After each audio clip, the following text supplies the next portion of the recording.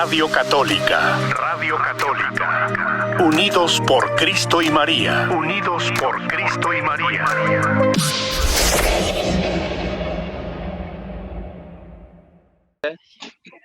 Esta estación está en campaña. Recuerden que cada mes para pagar los derechos para transmitir esta emisión a través de los medios de 3 estaciones de radio, hay que pagar. Ya subió la renta, antes eran 18,000, ahora son $20,000 mensuales.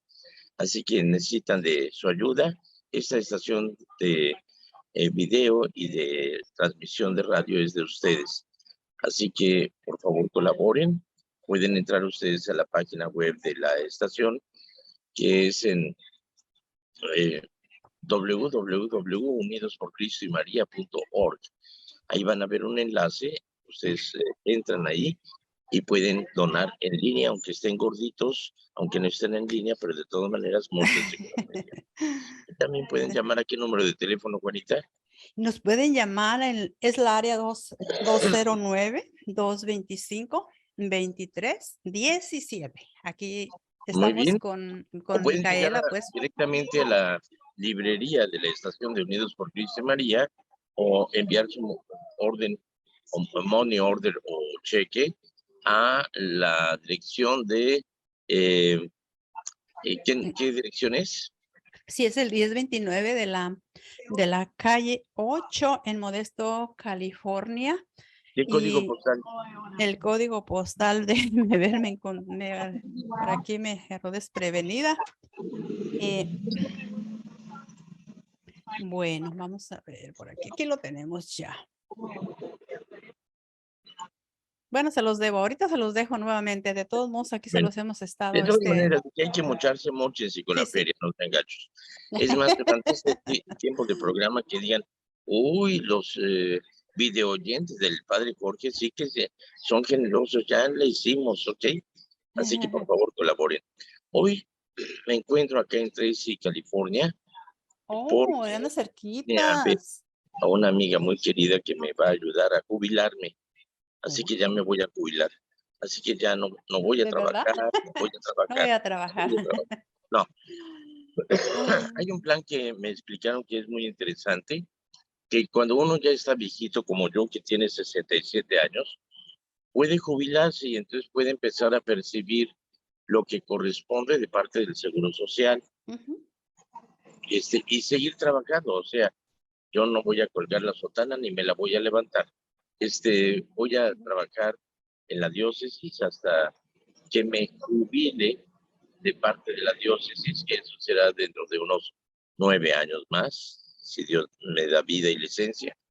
Y entonces, ya ese dinero de parte del Seguro Social lo voy a empezar a percibir mensualmente.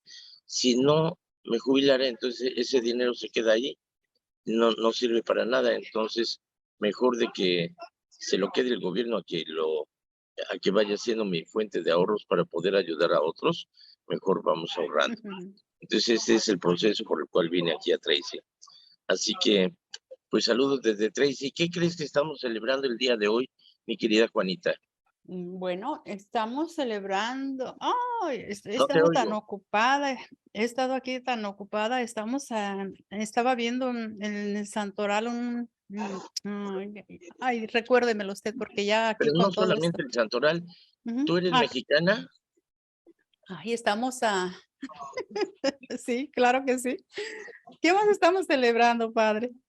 ¿Cómo? ¿Eres mexicana y no sabes que hoy es la fiesta de la consumación de la independencia de México? Ok, es que no vi las noticias. Empezó el 16 de septiembre de 1810 con el párroco Miguel Hidalgo y también su costilla, Miguel Hidalgo y Costilla, que llamó a la gente a la misa para la fiesta del domingo. Y entonces les dijo, ¿qué creen, chavos? Pues hoy, además de la misa, nos vamos a ir a pelear contra el mal gobierno, contra el mal gobierno que estaba alineado a las fuerzas invasoras de Napoleón Bonaparte, que había invadido España, que había secuestrado a Fernando VII, rey de España, y había impuesto a su hermano José Napoleón, que era bien borrachote, y por eso le decían Pepe Botello. Pepe Botella, porque siempre estaba ahí pegado a la botella. Bueno, entonces el grito de independencia del padre Miguel Hidalgo fue, muera el mal gobierno, viva viva Fernando VII, que viva la Virgen de Guadalupe, que viva México, y a matar gachupines. Órale, pero ¿quiénes son los gachupines? Pues mira, cuando yo estaba en la escuela primaria, tenía un compañero español y le partí su mandarina en gajos, lo agarré a trancazos y me llevaron castigado a la dirección. Me dicen, ¿por qué le pegaste a Venancio? Porque es español. ¿Y eso qué? ¿No ve que los españoles le quemaron los pies a Cuauhtémoc? Ah. Sí, pero esto fue hace 500 años. Sí, pero me acabo de enterar y me dio mucho coraje. No, ese es un chiste. No, quiere decir que que realmente no era una independencia de España, sino una independencia del mal gobierno que se alineaban al gobierno de Napoleón. Entonces eso fue lo que sucedió. Ahora, ¿qué es lo que pasa?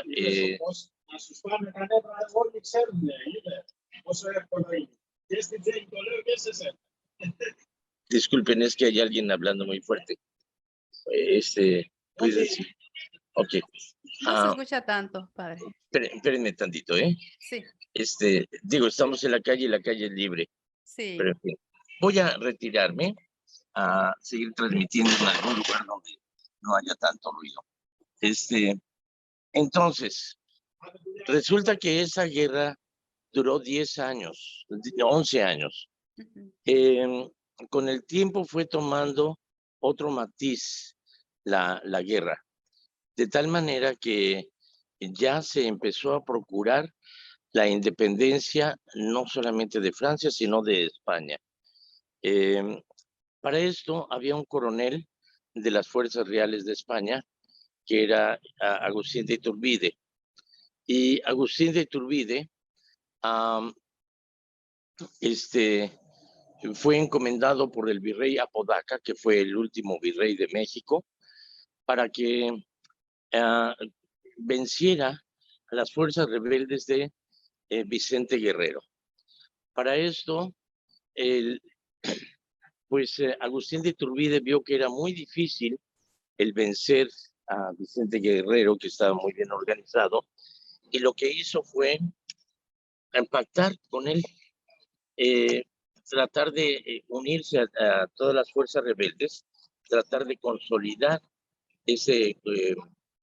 y tratar de consolidar esas fuerzas y de pactar de tal manera que se unieran a un plan que hizo el Plan de Iguala, en el cual se buscaría reconocer a México como un país independiente.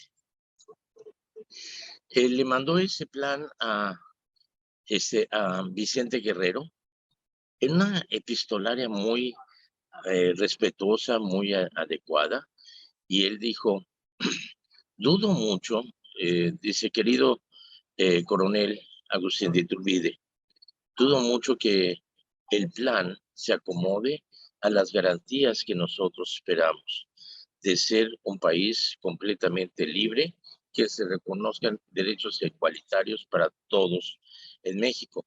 Ahora, si realmente este plan y usted tuviera el deseo de que se cumplieran esas garantías, no dudaría en lo mínimo de ponerme a sus órdenes como su más seguro servidor y amigo.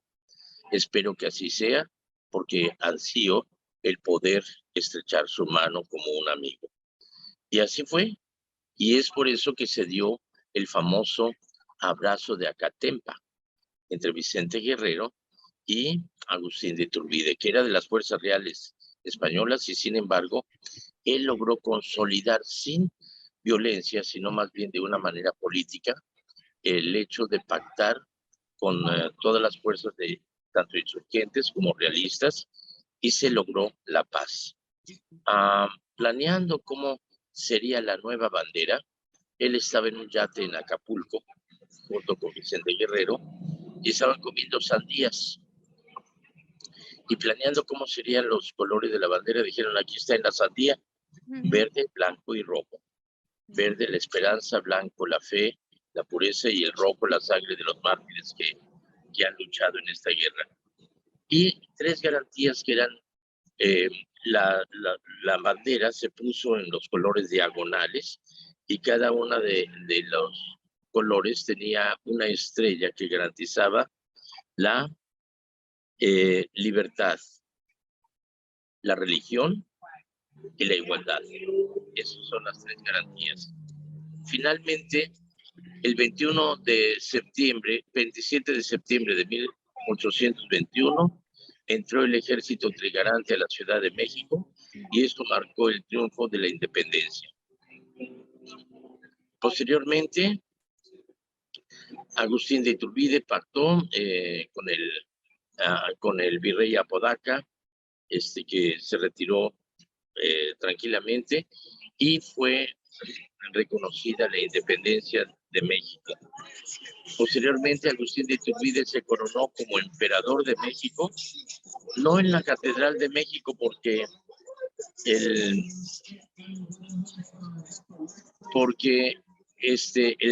arzobispo de México le caía muy gordo a Agustín de Iturbide, lo consideraba que siendo español el arzobispo, pues como que no quería coronar a Agustín de Iturbide, entonces se fue a España. Pero por eso fue coronado en la iglesia de la Profesa, donde también se había generado el plan de independencia de México. Entonces, Agustín de Iturbide ocupó su palacio, un palacio muy bonito que queda ahí en la calle de Madero. Actualmente fue el fue el Banco Nacional de México. Muy interesante, y muy bonito. En ese palacio estuvo hasta que pues tuvo problemas con la Junta Constitucional, que estaban lo que sería la Cámara de Diputados, senadores hoy en día. Entonces, como que ese Congreso Constitucional le impedía gobernar como él quería. Entonces, lo que hizo fue desbaratar el Congreso. Siendo él monarca, dijo, hasta aquí se acabó, no hay más Congreso Constitucional. Entonces, eso causó que hubiera una revuelta y que hubiera levantamientos. Y antes de que hubiera esos levantamientos, Agustín de Iturbide prefirió renunciar al trono, abdicar. Y entonces se fue a Italia. Sin embargo, había rumores de que España efectivamente quería volver a reconquistar México y otros países que había perdido la corona española. Entonces, con esa idea regresó en el año de 1824 y regresó por Soto la Marina, en Tamaulipas, pero se cruzó con una orden que había salido del Congreso Constitucional, en el cual se decía que por ningún motivo debería de regresar a México bajo amenaza de condena de muerte. Bueno, pues cuando llegó a Soto la Marina, lo enjuiciaron y lo fusilaron. Antes de ser fusilado, él entregó el oro que traía, se lo dio a cada uno de los soldados del pelotón y dijo, muero feliz de morir en México y de morir entre ustedes, mis compañeros soldados, combatientes. Y apunten bien, porque muere un mexicano. Y entonces lo fusilaron, dispararon al pecho y a la cabeza. Sus restos están en la Catedral Metropolitana. Tiempo después, reconociendo que gracias a él tenemos la independencia de México, se puso su nombre en oro en la Cámara de Diputados, que posteriormente un presidente ordenó que se quitara. O sea, realmente la historia se escribe como les da la regalada gana al gobierno presente. Ya ven que el actual presidente pide que España pida disculpas por habernos invadido. Ay, por favor. Y que también hay que pedirles a los gringos que pidan perdón por habernos quitado del territorio mexicano, y habría que seguir pidiendo perdón por un montón de cosas. Así que, por favor, que no sean tontos. Realmente la historia hay que verla en su momento, el por qué se dio y cómo se dio, y los intereses que llevaron. Conocer la historia es muy importante para saber dónde estamos y hacia dónde vamos, el porqué de muchas circunstancias y cosas que están pasando. ¿Ok? Pero eso es respecto a México, y es algo que debemos de conocer. Normalmente sabemos el 15 de septiembre, la noche del grito, porque fue en la madrugada del 16 de septiembre. Pero el 16 de septiembre de 1810 empezó la independencia y se consumó en 1821, el 27 de septiembre. Así que hoy es día de fiesta nacional para los que somos mexicanos. Y me decías que ¿a quién se celebra el día de hoy? Bueno, en el santoral a San Vicente de Paúl. Ándale, ¿qué me cuentas de San Vicente? Ay, pues estuve viendo mire, que luchó por mejorar las condiciones de los campesinos. Se realizó una labor muy caritativa por esa razón dice que recibió el título de apóstol de los pobres. Y pues hay muchos títulos, ¿verdad? Algunos de ellos es el embajador de los pobres, el padre de los pobres, el siervo de los pobres, apóstol de la Muy bien, de hecho caridad. actualmente hay una institución de ayuda, de caridad en varias Sí. iglesias que se llama San Vicente de Paul, Sí. y que está ayudando a la gente necesitada. Allá en San Timoteo, en la parroquia de San Timoteo, en San Mateo, la institución de San Vicente de Paul se dedicaba a proveer de alimento a las personas necesitadas. Siempre teníamos una forma de ayudar de esos recursos. Es algo muy bonito. San Vicente de Paul nació en Francia en el año de 1860, perdón. No es cierto, 1580. Ay, es que Alzheimer's, ya no me ayuda. Bueno, pero él era pastor, cuidaba del rebaño, pero él se sintió inclinado por ese amor de Dios, entonces ingresó y fue ordenado sacerdote en el año, a la edad de 20 años. Posteriormente, él iba en una embarcación y fue secuestrado por piratas. Estuvo prisionero en Túnez durante 3 años y se dio cuenta de las situaciones precarias de mucha gente, y él se dedicó a ser completamente dedicado a los más pobres, a los más necesitados. Y él fundó la institución de los vicentinos, que se llamaban misioneros de los pobres. Y actualmente los vicentinos se dedican precisamente a esa función de ayudar a los más necesitados.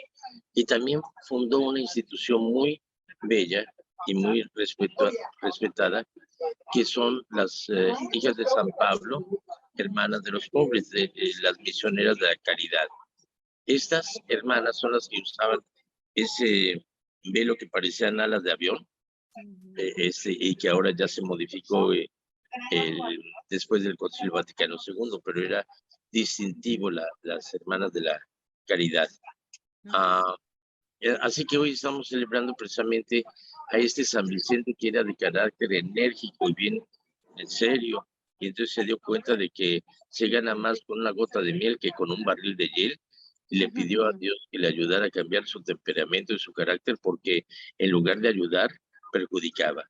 Entonces se volvió muy dulce, muy bonachón, muy buena gente, sonriente, paciente y muy buena onda con todo el mundo. Así que ese es San Vicente de Paul. Estaba muy feo el canijo, ¿eh? Vean busquen en Google las imágenes de San Vicente de Paul. Es un viejito muy feo, pero muy sonriente. Y acuérdense que la sonrisa es la mejor cirugía plástica, porque hasta la gente más fea se vuelve bonita con la sonrisa. Mírenme a mí. Bueno, Bueno, hay que sonreír. y el evangelio del día de hoy, Ujú. ya se me Sí. olvidó cuál era el evangelio del Bueno, día de hoy. está tomado de San Resulta que Lucas. Jesús, Ujú. ¿tú sí lo leíste, Juanita? Un poquito, padre. Me ¿Lo cuentas tú miré, o lo cuento yo? usted cuéntelo. Yo ahorita le voy a hacer una pregunta sobre de eso que le Bueno, dejaron mire, en aquí. el evangelio de hoy está tomado de San Lucas. Ujú. Resulta que Jesús, sabiendo que ya iba a terminar su misión aquí para irse al cielo, iba con sus apóstoles y los mandó por delante como relaciones públicas a preparar dónde se iban a hospedar en el camino a Jerusalén. Entonces fueron ahí a un pueblo de Samaria. Acuérdense de ese episodio anterior de la samaritana. Acuérdense que los samaritanos y los judíos no se llevaban para nada. Hagan de cuenta los tapatíos y los chilangos. Haz patria, mata a un chilango. Haz patria, educa a un jalisquillo, ¿no? Bueno, así no se podía ni ver. Entonces, Jesús se encuentra con la mujer que está sacando agua del pozo y le pide de beber, y esa vieja que es una coqueta, dice, estás re guapote, papacito, y empieza a cotorrear con él. O sea, no le dice así, pero lo pensó. Si yo oí su pensamiento, ¿cómo de que no? Entonces Jesús le dice, dame de beber. Como tú, un judío, me pides a mí que soy una samaritana que te dé de beber. Uy, chata, si tú supieras quién te pide de beber, tú le pedirías a él y yo te daría agua que no volverías a tener sed. Ujú. Dice, y ese ya se me está lanzando. Pues dame esa agua, si ya no voy a tener que venir aquí a sacar agua del pozo. Y entonces Jesús le dice, tráeme a tu marido. Dice, chale, si le digo que tengo marido, ya pierdo este galanazo. No tengo marido. Y Jesucristo le dice, dices muy bien que no tienes marido, porque llevas 5 y con el que vives no es tu marido. Y ella dijo, chale.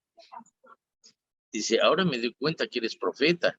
Y entonces cambia esa relación por admiración y va en otro sentido. Y entonces ella se convierte en evangelizadora. Va a anunciar la buena nueva a su pueblo diciendo, hay alguien que me descubrió todo lo que yo hago.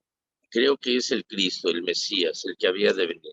Y entonces viene toda la gente, dice, ahora creemos no por lo que tú nos dijiste, sino por lo que estamos viendo. Y lo invitaron a que se quedara con él 3 días, con ellos, ahí 3 días. O sea, se ganó a los samaritanos, pero en esta ocasión Jesús va con sus apóstoles rumbo a Jerusalén y manda a sus comisiones de 2 en 2 para hacer relaciones públicas y para conseguir dónde se van a quedar. Y regresan diciendo, no nos quisieron recibir esos canijos que porque vamos a Jerusalén. Y fíjense lo que es esto. Ya los apóstoles han experimentado lo que significa ir y predicar la buena nueva, curar a los enfermos y poner las manos, expulsar a los demonios.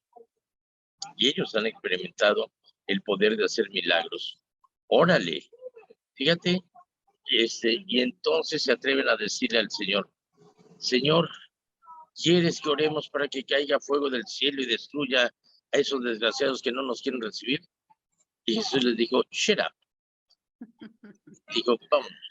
Y se fueron a otro pueblo. Algo muy importante. Primero, recordemos el consejo que el tío del hombre araña le da al hombre araña, a ese jovencito. Yo siempre me he preguntado, si el hombre araña, la mujer rasguña. Bueno, el tío del hombre araña le dijo, un gran poder supone una gran responsabilidad. Entonces, ese gran poder, y nosotros tenemos superpoderes, tenemos el superpoder para sacar la basura de la casa y para llevarla ahí a donde el camión pasa a recogerla. Tenemos el superpoder de lavar los trastes. Tenemos los superpoderes para limpiar la casa. Tenemos el superpoder para arreglar lo que está descompuesto. Tenemos el superpoder para jalar los cachetes a los niños y decirles, ¿qué es lo que ye? ¿Qué es lo que ye? Tenemos el superpoder para dedicarles tiempo, escucharlos y jugar con ellos. Tenemos el superpoder.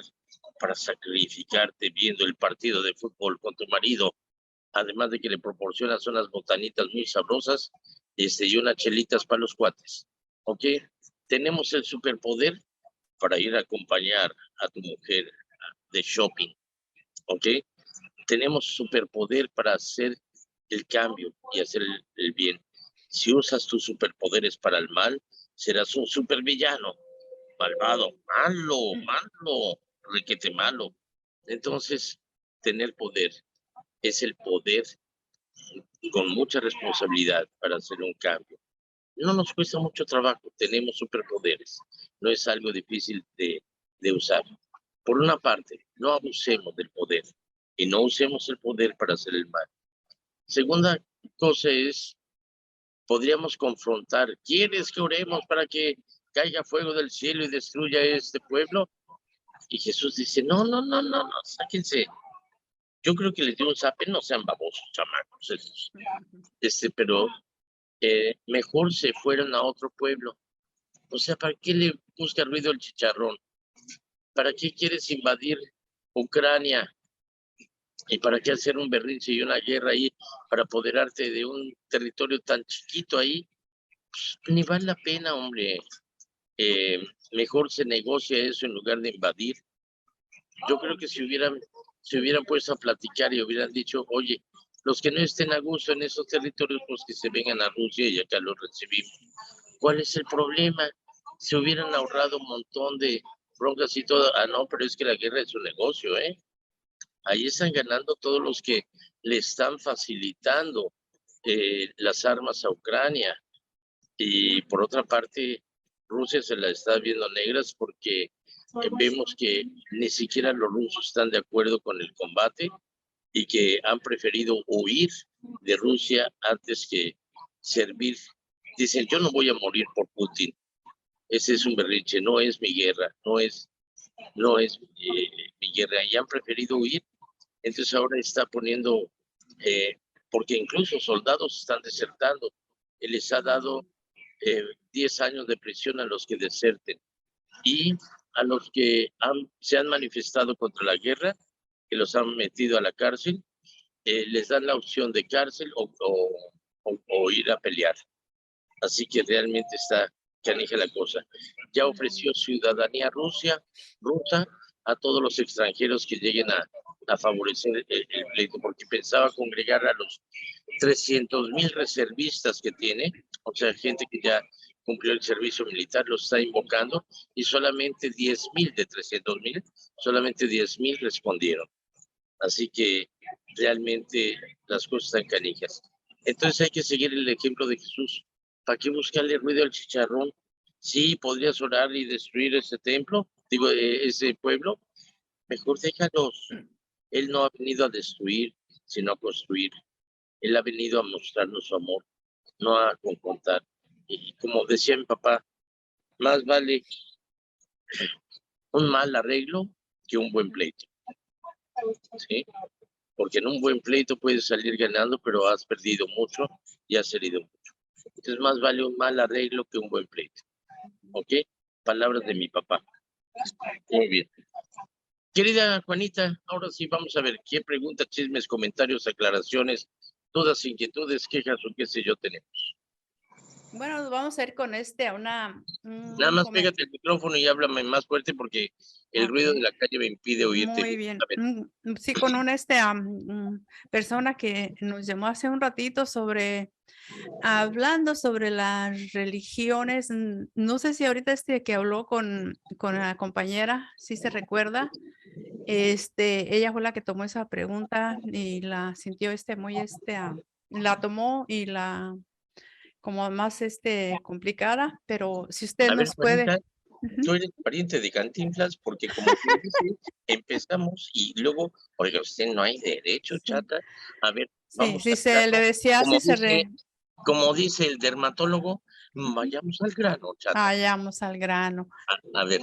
Bueno, lo que pasa es que yo no tomé la pregunta esa y se le hizo muy complicada, enredosa a ella, entonces sí se recuerda que habló con usted, ella, ahorita la compañera. Bueno, miren, ¿sí? Para traducir, antes, es por eso que es tan importante y muchas gracias, Juanita, por haberme llamado antes del programa. se hacía esa pregunta acerca de las religiones orientales y que estaba medio enredosa la pregunta, pero que decía que Cristo encomendó la iglesia a Pedro. Pero algunos decían que cada uno de los apóstoles tenía su propia iglesia. Entonces, que más o menos esa era la pregunta, ¿verdad, Juanita? Sí, sí. Muy bien. Bueno, en primer lugar, en todo ser humano que procede de Dios, tiene esa búsqueda de su origen divino. Y eso coincide con todos los seres humanos. Todos los seres humanos buscan su origen divino, porque venimos de Dios. ¿De qué consiste eso? En antropología hay un principio que dice que ningún ser humano puede buscar algo que no exista porque sería frustrante. Si tiene sed es porque existe el agua para saciarla. Si tiene hambre es porque existe el alimento que lo va a saciar. Por lo tanto, no puede buscar algo que no exista. En este caso, no puede buscar a un Dios que no existe. O sea, si tiene esa necesidad de Dios, es porque hay un Dios. Y a eso es a lo que va. ¿Cómo ha encontrado a Dios? A mí me sorprende que la civilización entera, aún sin tener contacto unos con otros, ya sea de África, Asia, Europa, América o Oceanía, todas las culturas han descubierto el arco y la flecha sin tener contacto unos con otros. Todas las culturas han buscado la forma de pescar, ya sea con redes, con anzuelo. Todas las culturas han encontrado la forma cambiaria económica, ya sea la moneda, o ya sea el cacao, o ya sea el trueque, pero todos buscaron satisfacer las mismas necesidades, la navegación en canoa o en navíos. Pero también todas las civilizaciones buscaron e intuyeron que había un Dios, o muchos, pero buscaron esa necesidad de encontrar a Dios. Y entonces, ¿cómo es Dios? Dios es tan infinito que no puedo idear cómo puede ser Él. ¿Qué es lo que sucede con los niños en los cuartos oscuros? Nosotros en la oscuridad no sabemos lo que nos rodea, no sabemos qué tan grande o tan pequeño es la habitación, pero si no vemos nada, tenemos temor a lo desconocido. Entonces todo mi miedo puedo centrarlo en algo si le doy un nombre. El niño le teme a la oscuridad porque no sabe lo que hay, es un miedo natural. Pero si se le dice, si no te duermes viene el coco y te come, el boogeyman, el cucuy, entonces ya no le tiene miedo a toda la oscuridad, le tiene miedo al coco, al cucuy, al boogeyman. Se ha reducido todo ese cuarto oscuro en un elemento al que hay que temerle. ¿Y quién es ese boogeyman o ese cucuy? ¿Quién sabe? Pero ya no está en todas partes, debe de estar en un solo lado. Así que, si está en un solo lado, debo de buscar una forma para controlarlo, ya sea que prenda una luz, que deje abierta la puerta de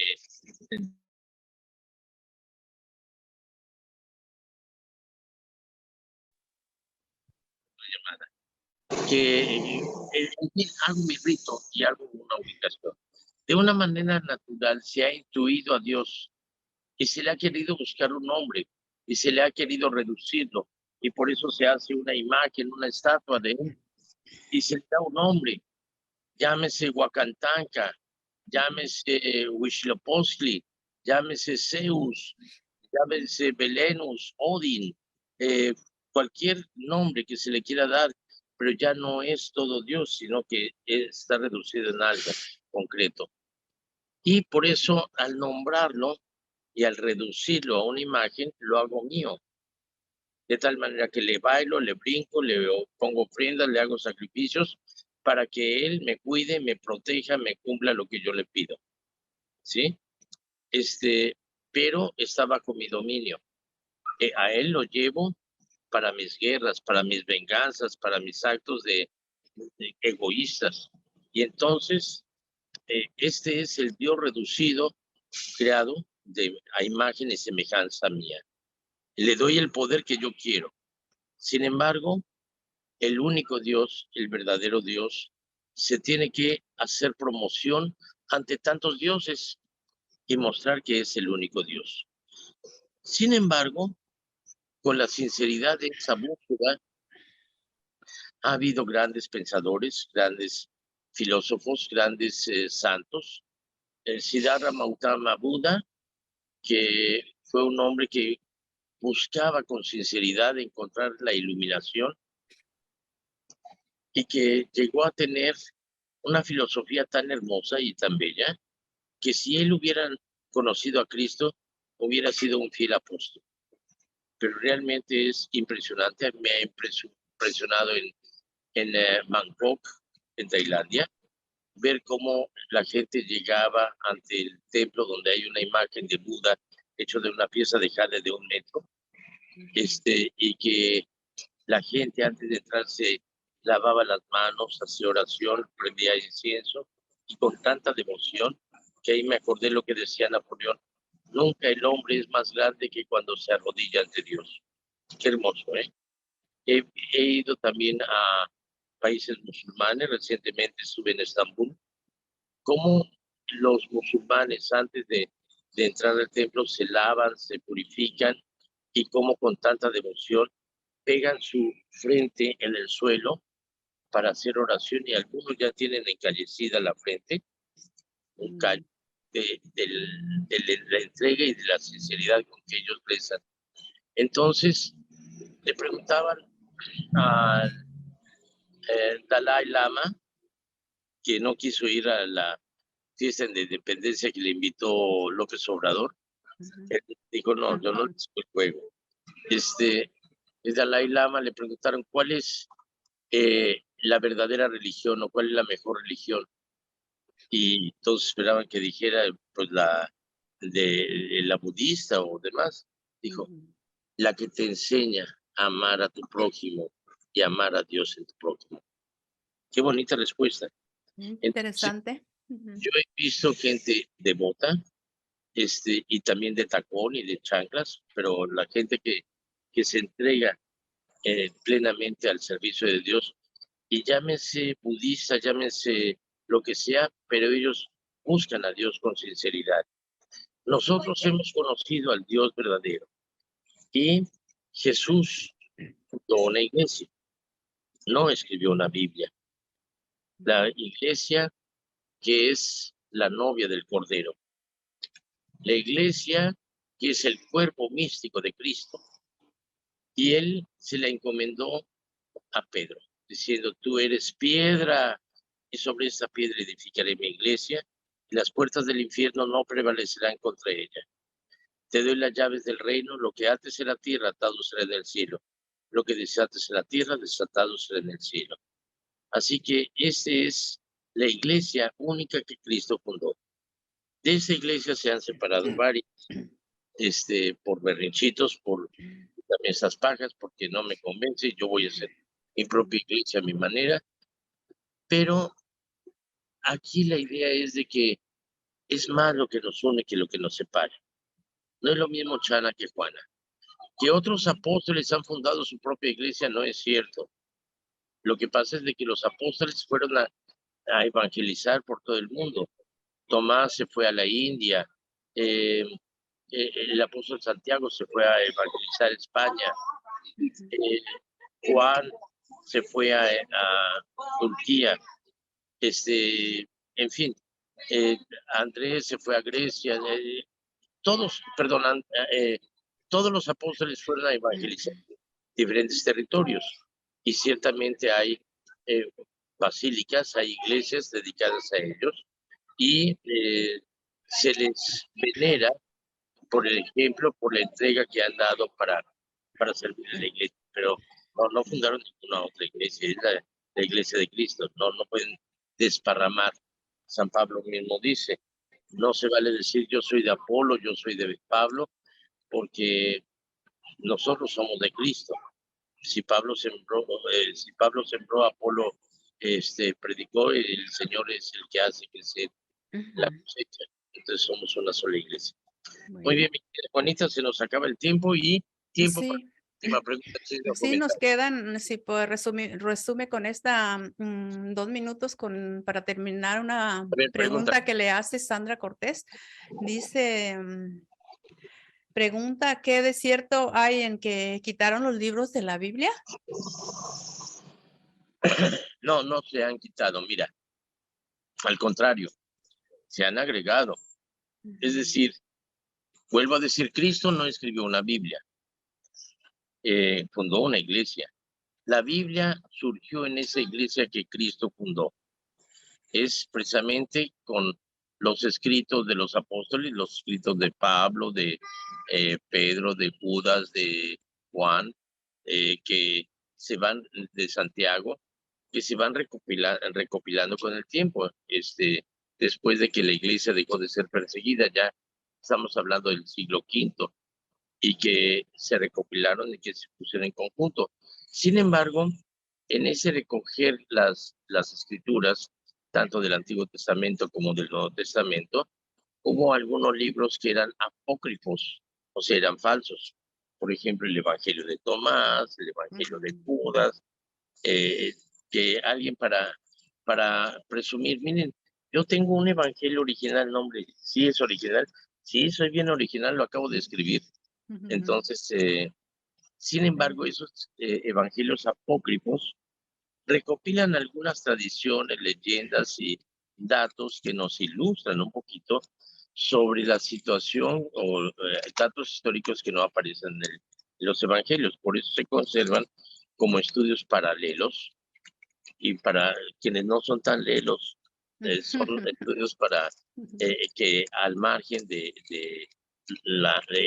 los libros canónicos, o sea, los que existan en la Biblia, esos libros nos sirven de estudio para poder entender algunas situaciones. Sabemos que son falsos, pero las situaciones son verdaderas, algunas son legendarias. Entonces eso nos ayuda a recopilar algunos estudios. Y esos libros se llaman apócrifos si no están incluidos en la Biblia. ¿Okay? En la Biblia luterana no incluye algunos libros que ellos consideran apócrifos, como la Carta de Santiago, tampoco aceptan los libros deuterocanónicos del Antiguo Testamento, pero en la Iglesia Católica se incluyen todos los libros que están dentro del canon. Así que muchas gracias. Acuérdense que estamos en campaña, ayuden para lograr pagar la renta que se paga a estas canciones, ¿ok? Les agradezco mucho, Juanita, muchísimas gracias. Vienes muy florida, muy guapa. Usted también anda muy elegante hoy, ¿verdad? Muy elefante como siempre, muy pero elegante. hay que celebrar la independencia de México. Sí, sí. ¿Okay? Que le vaya muy bien ahí mire que anda bien cerca de aquí, pero para otra vez prográmese, llegue acá con nosotros. Bien. Gracias. Mediante mañana estaré con ustedes. Sí. A lo mejor mañana no. ¿Sabes una cosa? Pasa la voz. Mañana no voy a estar porque tengo que regresar, pero a la voz del Yúcule a la parroquia. Así que está bien. Definitivamente mañana no estoy, ¿ok? Bueno, muchas gracias. Les acompañe, les colme de gracia y bendición. En nombre del Padre, del Hijo y del Espíritu Santo. Amén. Amén. Que les vaya a todo dar. Igualmente gracias. También a usted. Bye. Radio Católica. Radio Católica. Unidos por Cristo y María. Unidos por Cristo y María.